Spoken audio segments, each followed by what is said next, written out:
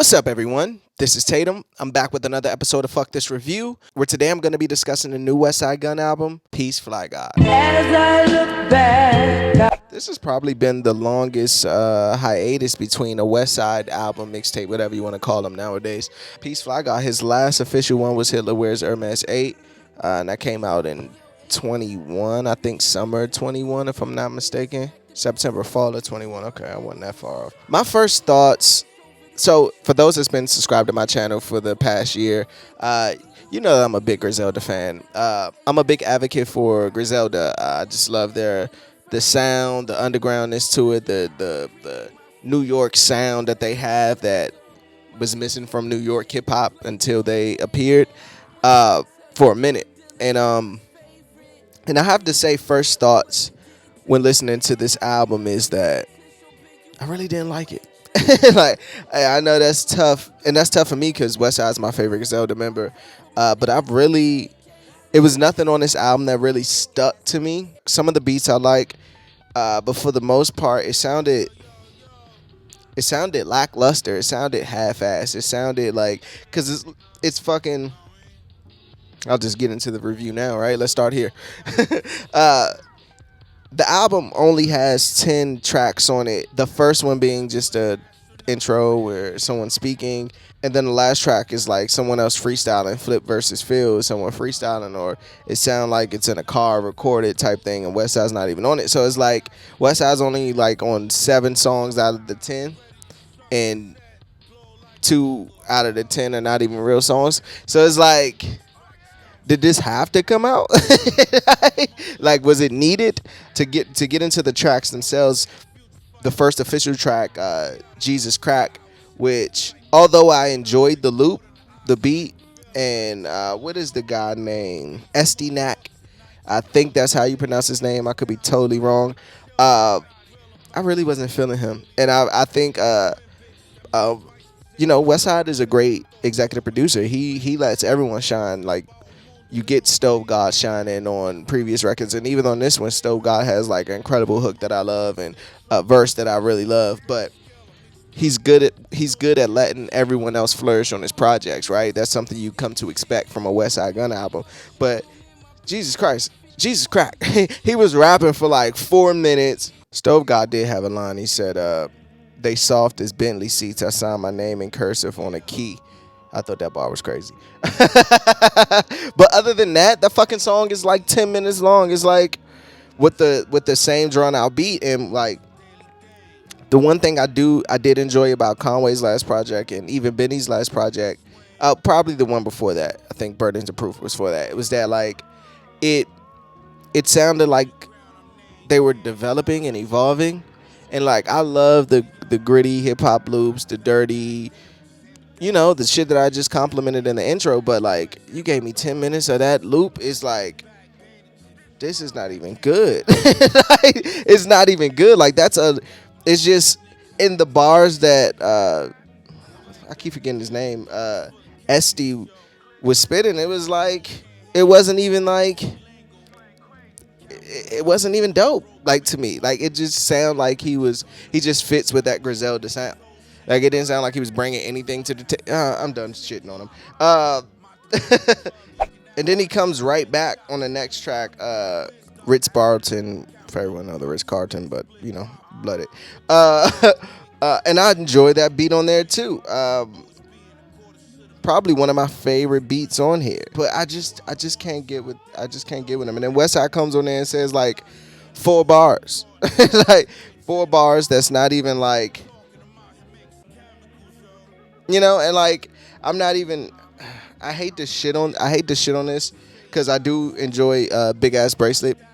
That's one of the ones that stood out to me. Bobby Roode is cool too. Derek Bowman. That 3 run of songs right there, 4, 5, and 6, I really fuck with. I enjoyed Big Ass Bracelet because I love that hook for one.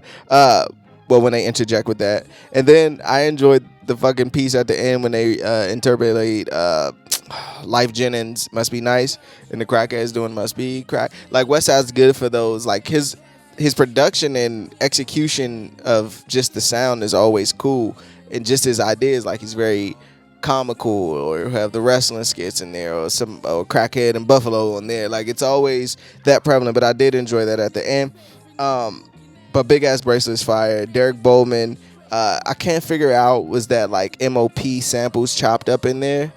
Like, yo, like, you know, this. If anyone knows in the comments, let me know. And I love Stove God on there with the blueprint flip, you know. And I don't mean the album, Jay-Z. I mean the song "Mama Loves Me." For people like, what you know about? And you know what's funny? Just I know I thought SD East, whatever his name is. I thought at first when I first heard it, because you know Westside doesn't ever show any features, I thought that was Styles P.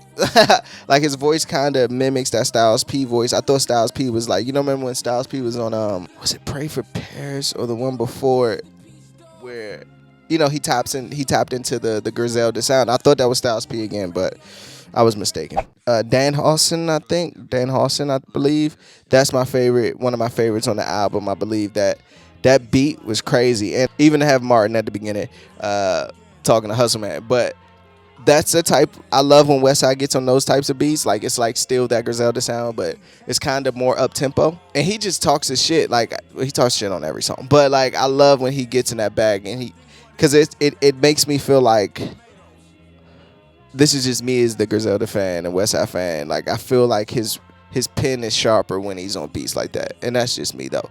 I just feel like a lot of this was just thrown together. Like, it didn't even feel like Stove God showed up as great as he usually do. And he was great on here, but it didn't, his presence couldn't even save it. Like, none of these songs are going to make it to my Griselda, like, playlist or Westside playlist. It was just soulless. Yeah, I'll leave it at that.